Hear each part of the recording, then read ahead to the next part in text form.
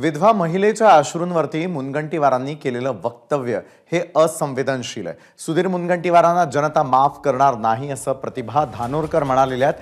काँग्रेस उमेदवार प्रतिभा धानोरकरांनी मुनगंटीवारांवरती हा पलटवार केलाय। सहानुभूतीच्या अश्रूंवर मतदान कराल तर तुमच्या डोळ्यात पाणी येईल। सुधीर मुनगंटीवारांचं चंद्रपूरच्या सभेमध्ये पुन्हा एकदा वक्तव्य ऐकायला मिळालं।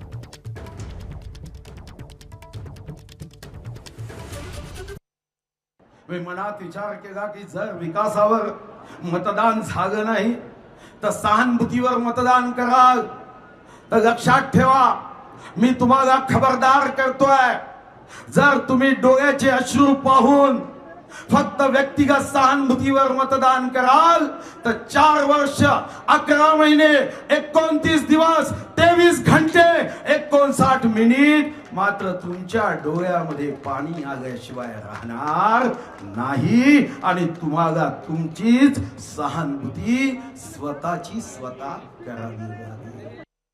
आज खरं तर विरोधी पक्षाचे जे उमेदवार आहे त्यांनी भाषणात देखील सांगितलं की जातीच्या भरोशावर किंवा अश्रू ढाळून कोणाला मतदान मिळत नाही।